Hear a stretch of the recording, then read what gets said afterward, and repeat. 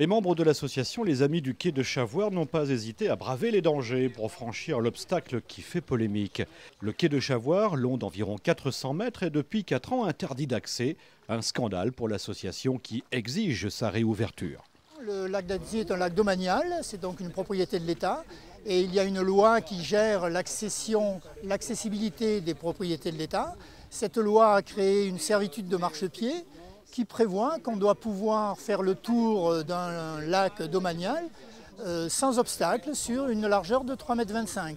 Depuis très longtemps, le quai de Chavoir est une propriété privée sur laquelle l'État a imposé un droit de passage, une servitude de marchepied, chacun pouvant s'y promener en admirant les splendeurs du paysage.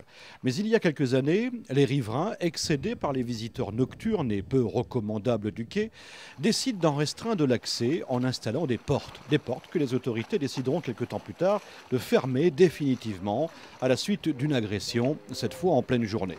En 2007, une attaque de naturistes à l'arme blanche a déclenché la fermeture vraiment effective parce que ce n'était plus possible, c'était ingérable.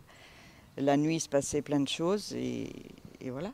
Une étude de la DDT, la Direction départementale des territoires, commandée par la préfecture du département, a enfoncé le clou l'an passé en prouvant la dangerosité du quai. Comme vous pouvez le voir, le seul risque que l'on peut courir en se promenant sur ce quai, c'est de tomber dans 50 cm d'eau.